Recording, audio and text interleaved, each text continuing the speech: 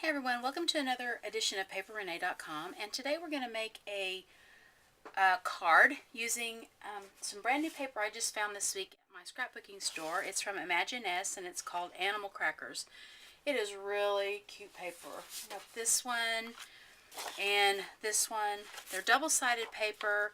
They're really heavy and kind of have like a sheen to them. So I made them a little bit more expensive, but they were really cute. So I thought, well, I'll just get a couple sheets. And that's the nice thing about card making is you always need a whole lot of paper to make a really cute card.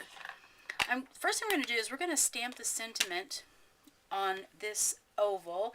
And I cut out an oval out of white cardstock using my Cricut machine and the Plantin School Book cartridge. If you have an Expression, which is the bigger machine, this came with your Cricut, came with most of them. I cut that out, and then I also cut out, while I had the cartridge in there, a bunch of these circles out of different color coordinating papers, and these circles are 3/4 inches big. If you have a punch, that works just as well. There are a lot of circle punches out there that will do the trick. Also, this paper, or this collection, has this stamp that says "Life is a Circus." I'm going to use StazOn ink, and I'm going to stamp this image onto this oval. I'm using StazOn ink because I'm going to show you a new technique here in a minute on how to do kind of a watercolor technique.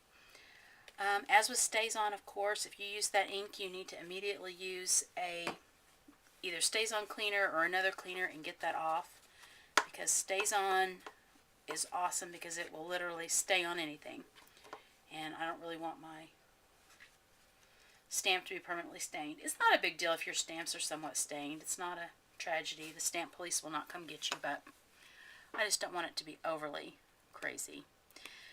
I'm going to use a blender pen. This is from Marvy. It's a La Plume 2 blender pen. Stampin' Up! Makes a really good blender pen. That will work great. And I'm going to show you how to do this kind of watercolor technique. This is some ink that's little cat eye ink. And I'm going to put the color box chalk. I'm going to put some blue on there. I'm just putting it onto my block. This is not permanent ink, so it will not stain your block. Put some orange on there. So you can do this, and it's not a big deal. Then when we're done, I'll just take my wet cloth and just wash it off. You'll need a scratch piece of paper, and the first thing you want to do is kind of rub it on your paper, and that gets all the excess ink off.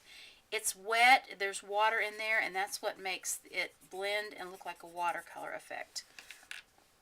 You need to use StazOn ink so that if you use regular ink and you put water on it, of course that black will come off, which kind of defeats the purpose. You just kind of dip it into the ink, and you just fill it in. Now, for those of you who are artistic, you can do shadows with this, and see how it gets like lighter as it goes, and then you can just pick up more ink as you need it, and it's kind of a cool effect. You can do more shading if you are so inclined, and make part of it lighter and darker. And other people who are really into the Copic markers can do that. My sister is so great at that, and she's very talented. I have no patience for that whatsoever, so I'll kind of do something basic, and she'll take it from me and fix it. But this will be cute enough. This is a good way to lay some color into your stamped image without going crazy.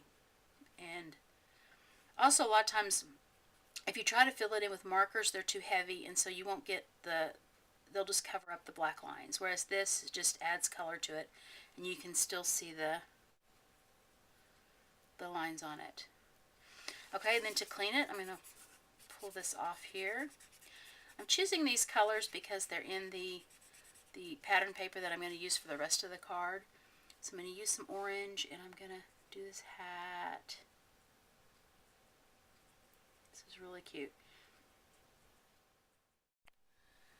Okay, this next thing that I'm going to do to this is I really want it to have a kind of a scalloped edge behind it, and you could use your Cricut and make a scalloped oval for that to go in, but I got this from one of my very, very favorite websites.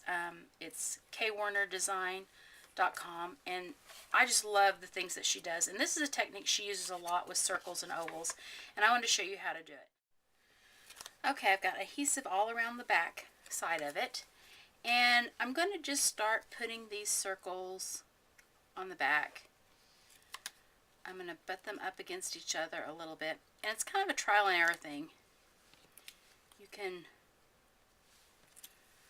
put them on there, but don't press down really super hard yet until you kind of see how it's going to work. You may need to maneuver some of them around a little bit. You may need to make them further apart or closer together or whatever. Okay, I played with it around, and this is what I have come up with. Looks pretty cute. Alright, let's get on to making the rest of the card. Okay, I'm going to use a bit of this paper here that is really busy for the front of my card, and it's really cute. It has a lot of different sayings on it, and I want to be thoughtful about where I cut it. I want to cut like maybe 1.5 inch strip out of it, and I want to be careful because like if you just arbitrarily cut, you might just cut off something that is really cute. So I want to try to make my cuts purposeful, I guess is what I'm trying to say here. And here we are. I left it long on purpose so that it would give me a little wiggle room for whenever I actually put it on the card. I also cut a strip of the other piece of paper that I bought from that Animal Crackers set by Imaginisce, which is so cute. This is cut at 1 inch, and I am going to, so I'll cut that down a little bit too. Whoops. I'm going to use these scallop scissors and cut a scallop along the bottom. And I'm going to put that on the card first. For my card base, I'm going to use craft cardstock, which I just took a 8.5 by 11 piece of craft cardstock and cut it down. And we're going to put that on first. Even this out a little bit. Now I'm going to put it where it's on the very bottom. Just like that. And I'm going to trim those ends. I'm going to trim those ends off in a second. Then we're going to put this piece on.